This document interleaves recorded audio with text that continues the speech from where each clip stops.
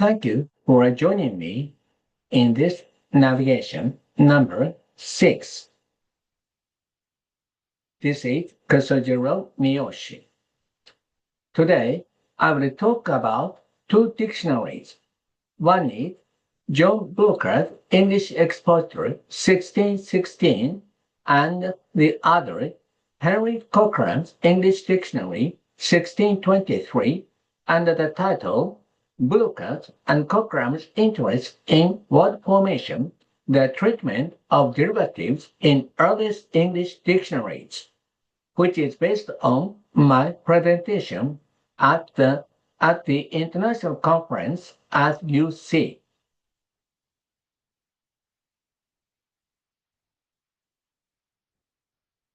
Section 1, Introduction.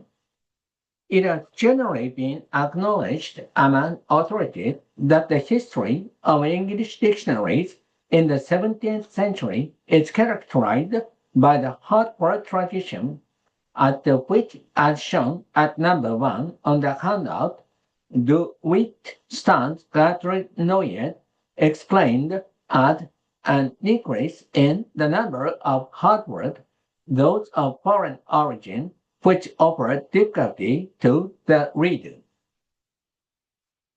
I do not oppose this perspective on the whole. However, it is also true that during the 17th century, lexicographical technique in the treatment of word formation has considerably developed, derivative suffixes receiving special attention.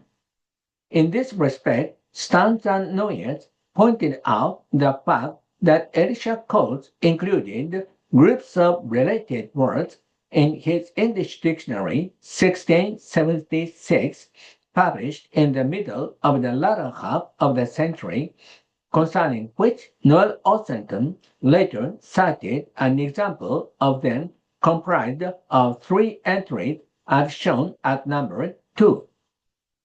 Still, as far as I can judge, an examination has hardly been conducted until today on how the treatment of derivatives developed in the English dictionaries. Besides, Cawdrey's treatment of derivatives, as shown at number 2, seems to have occasionally brought about the mistaken assumption that he was the first lexicographer in the 17th century that took special heed of word formation, which is far from true. Actually, after Robert Cawdrey published his table Alphabeticall 1604, the first English monolingual dictionary, 2 lexicographers succeeding him can be regarded as having laid the foundation for the treatment of derivatives with keen interest in English word formation. John Bullokar, comparing the English Expositor 1616 and Henry Cockeram, the first part of the English Dictionary 1623. And this was more than 50 years before Cawdrey's dictionary. Concerning the point, John Constantine in Canada had recently given me quite an inspiring suggestion, of which I am highly appreciative. It is the necessity of distinguishing true hard-word lexicography, which exclusively treats unassimilated loanword, technical vocabulary, and archaism, from derivative-rich lexicography. This suggestion even led me to the assumption that there may not have been a single monolingual English dictionary of true hard work in the 17th century. In this presentation, I will aim to clarify how Bullokar and Cockeram developed the treatment of derivatives, respectively, the former referring to Cawdrey's table and the latter the same dictionary and Bullokar's Expositor. As to the procedure to be adopted, I will use a sampling method and analyze the entries of the 3 dictionaries whose headwords begin with the letter L or 59 entries in Cawdrey's table, 121 in Bullokar's Expositor, and 428 in Cockeram's Dictionary. With regard to the order of my analysis, I'll firstly analyze how Bullokar and Cockeram developed the technique for the treatment of derivatives with reference to that before them. Secondly, examining their unique and innovative treatment of the word. In addition to this, between the first and second stages of my analysis, I will also point out a few incidental findings which will be made by the creation of the dictionaries to be treated. Section 2. Their treatment of derivatives. 2.1. Bullokar's interest in derivatives and Cawdrey's table. In what way Bullokar developed Cawdrey's treatment of derivatives, Cockeram developing Cawdrey's and Bullokar's. As for Cawdrey, he provided 4 entries as indicated at number 3, which can be partitioned into 2 sets within the range of the L's in his table, probably reflecting his subtle interest in derivatives. With the recognition of this fact, I will, in this section, analyze Bullokar's development in the treatment of derivatives at first and Cockeram's after that. Bullokar is regarded as having newly provided 11 entries in the L's of his expositor with reference to 7 in Cawdrey's table, and in performing this practice, he, at the same time, seems to have consciously avoided to include the counterparts of 2 entries out of the 7. This situation will be overviewed in the table 1 at number 4 on the slide, where I have underlined the entries which Bullokar newly provided, putting the dagger to those of Cawdrey's, of which Bullokar did not provide counterparts. I will, in the following, cite the contents of a few entries indicated in the table to note Bullokar's relevant addition and elimination of entries in the concrete in terms of his interest in derivatives.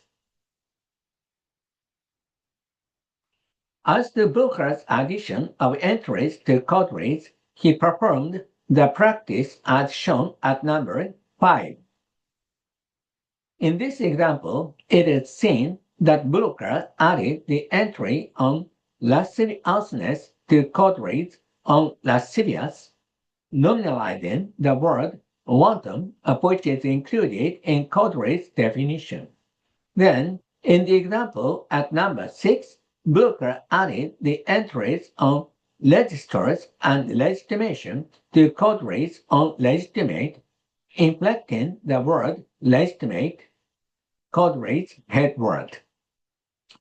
Concerning Bullokar's elimination of Cawdrey's entries, as far as the entries mentioned in the table 1 are concerned, it is more precisely the replacement of entries, that is, Bullokar, as seen at number 7, eliminating the entry on languishing and that on logical in Cawdrey's table, providing the entries on languishment and languor instead of the former, and those on logician and logic instead of the latter.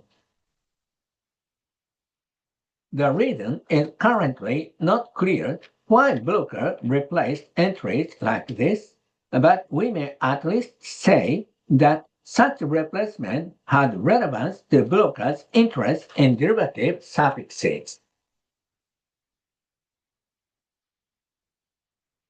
Section 2.2. Cockeram's interest in derivatives and Cawdrey's and Bullokar's dictionaries. With regard to Cockeram, he seems to have provided 18 entries anew with reference to 6 entries in Cawdrey's table and 12 in Bullokar's dictionary, eliminating 2 in the former and 1 in the latter.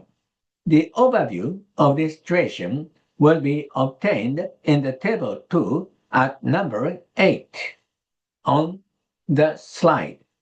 Here, I have underlined the entries which Cockeram provided anew and have put the dagger to those of Cawdrey's and Bullokar's, of which Cockeram eliminated. As to the entries which Cockeram newly provided, quite notable is the fact that according to the Oxford English Dictionary, or the OED, 7 words out of the 18 which he treated in them appeared for the first time in the respective relevant places of the dictionary in the history of the English language, signifying the possibility that Cockeram coined them with reference to Cawdrey's and Bullokar's dictionaries. Specifically, the 7 words are lapidate, laxament, laxate, liquidator, lubricate, lubrificable, and lucrate as shown at number 9. Such a fact is unique to Cockeram's case and cannot be seen in Bullokar's entries, of which he provided in the else of his Expositor with reference to Cawdrey's table. In view of this situation, I, in the following, will examine how Cockeram added new entries eliminating Cawdrey's and Bullokar's by citing some entries related to the 7 words. In performing this task, I will underline the word which Cockeram may have coined for convenience sake. Concerning Cockeram's addition of entries, the set of entries at number 10 would be one good example to see its tendency. In this example, it will be clear that Cockeram added the entries on the verb lubricate and the adjective lubric, possibly coining the verb with reference to Bullokar's entry on lubricity. Then, the set of entries at number 11 is one example which shows how Cockeram eliminated Cawdrey's entry, adding new entries instead. As to why Cockeram disregarded the word luxative, which Cawdrey had treated, is still to be investigated. Thus, I have cited 2 examples which show Cockeram's addition and elimination of entries. Section 3, a new light on the history of lexicographical technique. Here, it may be worth mentioning that the creation of the 3 dictionaries which I have performed thus far occasionally revealed the aspects of the development of lexicographical technique which have hardly been noticed until today, as far as I can judge. Then I will, in this section, point out some of the aspects by citing 2 examples.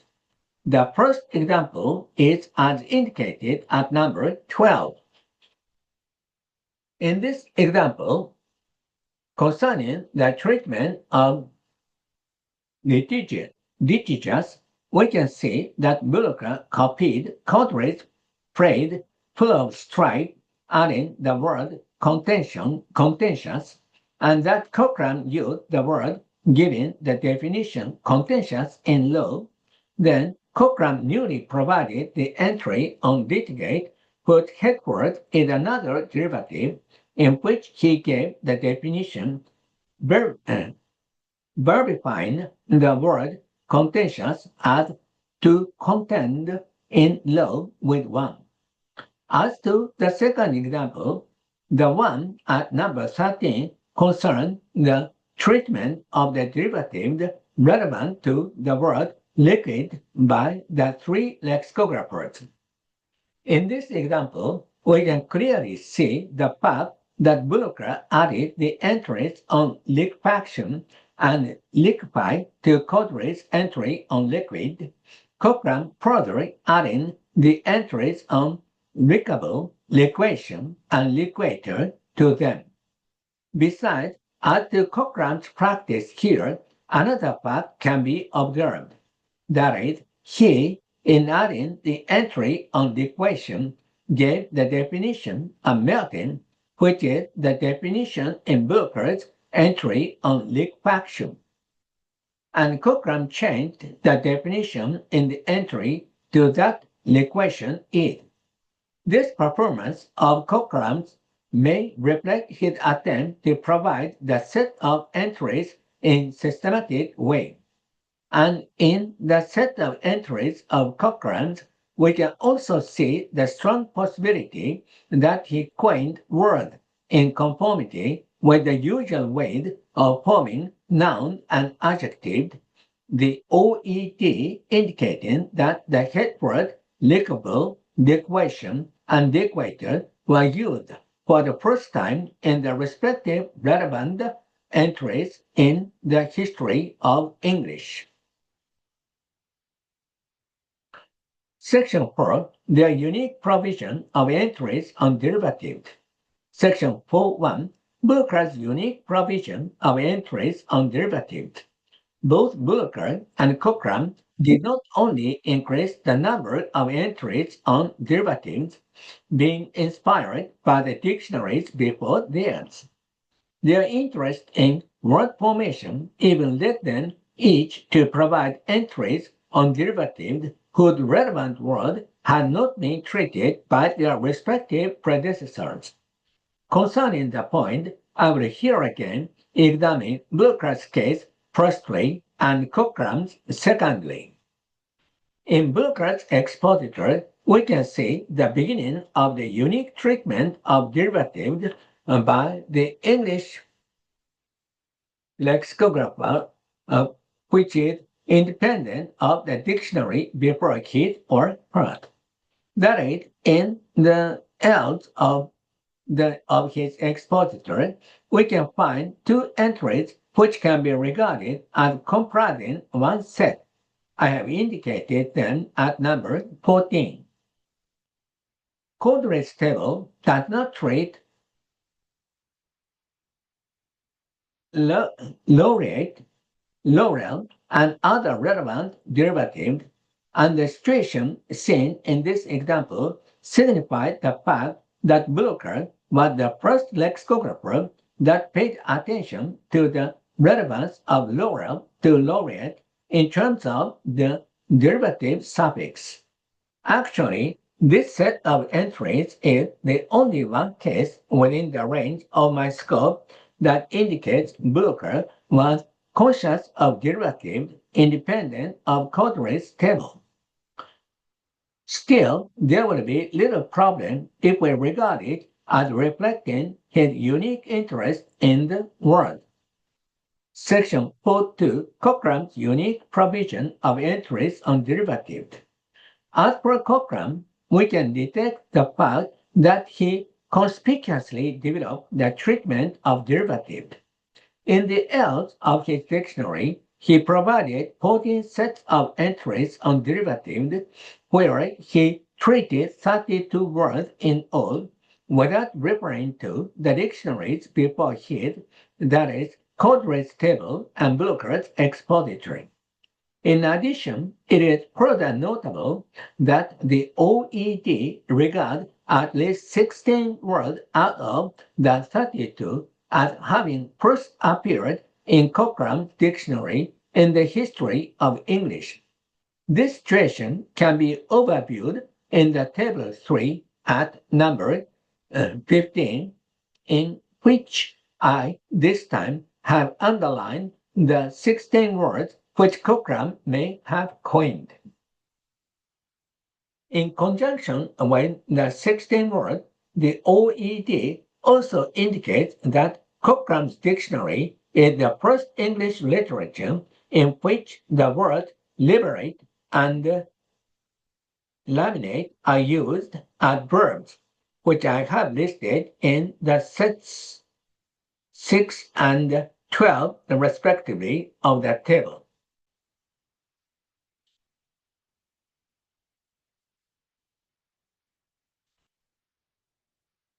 If I cite a few sets of entries out of the 14, they are indicated at number 16. In addition to this, it will be worth pointing out the fact that 3 sets out of the 14 include the linking word therein, and it as shown at number 17.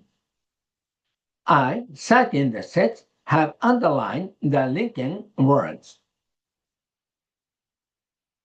In this conjunction, I, in the introductory section of the presentation, cited Cawdrey's group of related words, which Osterton had once quoted.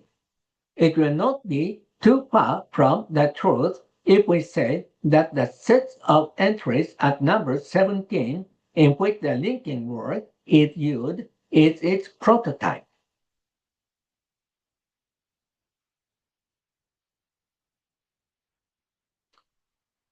Section 5, Conclusion.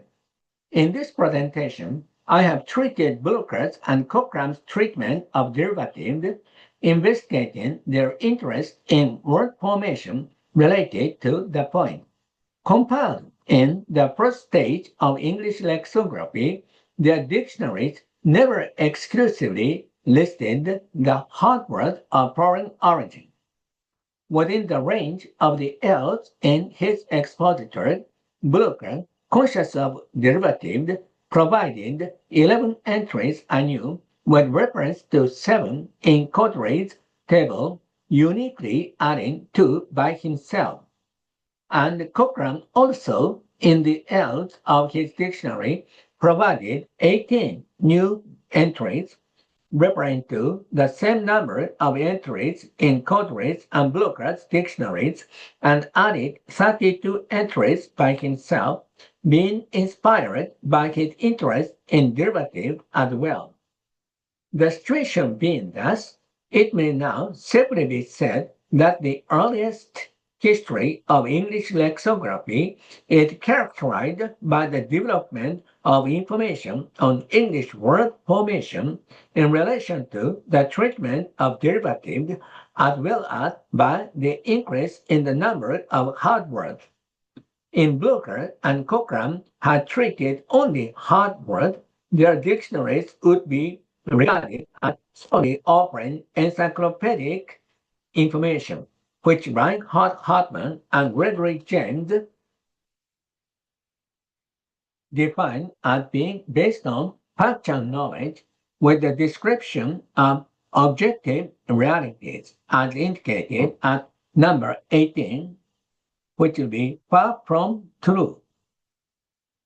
Bullokar's and Cockeram's dictionaries are, at the same time, of linguistic information concerning which Hartmann and James explained as the information categories presented by the compiler based on language as shown at number 19. Though obscured by an increase in the number of hard words, the lexicographical technique in offering linguistic information had significantly developed during the early stage of English monolingual dictionaries.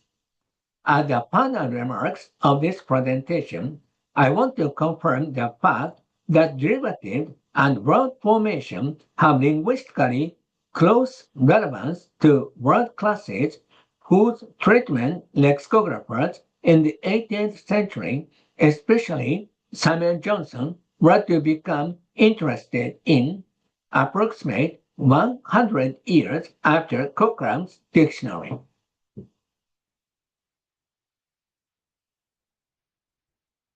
This is the cited references of my presentation. Thank you for joining me in this exploration.